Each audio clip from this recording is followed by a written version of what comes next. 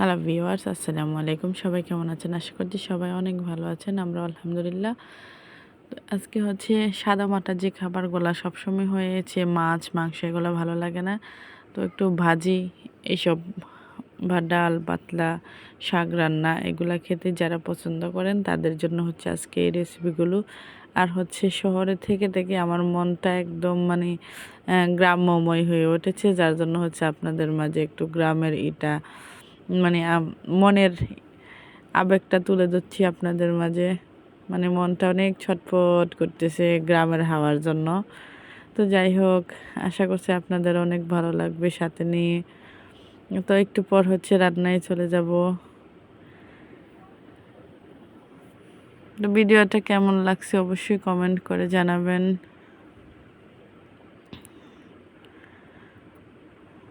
আমার কাছে কিন্তু অনেক ভালো লাগতেছে মানে আপনাদের মাঝে শেয়ার করে।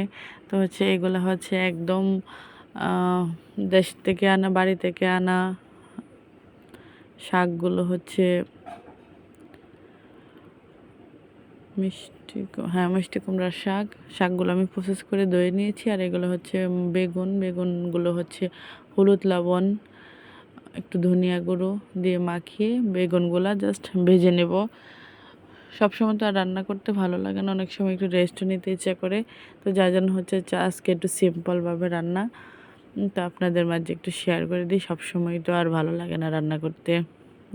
এটা হচ্ছে গৃহিণীদের কষ্টটা গৃহিণীরা বুঝবে। আমি হচ্ছে ঢাকনা দিয়ে ডেকে এপুট এপুট করে সুন্দরভাবে বেগুনগুলা ভেজে নিচ্ছি।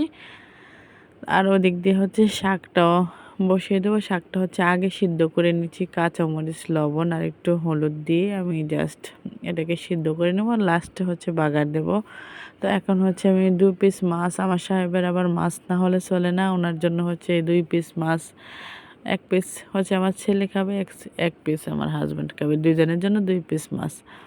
তো মাছগুলো সুন্দরভাবে এপিট এপিট করে ভেজে নিয়েছি। এখন হচ্ছে ঢাকনা দিয়ে ডেকে আর ওদিক দিয়ে হচ্ছে পাতলা ডাল রান্না করব।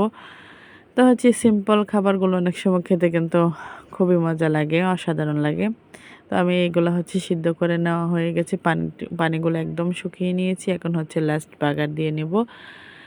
পরিমাণ মতো তেল অ্যাড করে নিয়েছি আর হচ্ছে পেঁয়াজ কুচি, রসুন কুচি এখানে অ্যাড করে সুন্দরভাবে আলতো হাতে ভেজে এটাকে কালার এনে একদম গোল্ডেন ব্রাউন কালার এনে তারপর হচ্ছে আমি সুন্দরভাবে রান্নাটা শেষ করে নেব। যদি কোনো আপু এবং ভাইয়ারা যেই দেশ এবং দেশের বাইরে থেকে যেই দেখছেন, কারো ভালো লাগলে অবশ্যই পেজের পাশে থাকবেন, লাইক কমেন্ট শেয়ার করবেন। এই যে দেখেন, দেখতে দেখতে আমার কি সুন্দর এবং মজাদার রেসিপি রান্নাগুলা হয়ে গেল। তো সবাই ভালো থাকবেন। আজকের মতো এখানেই।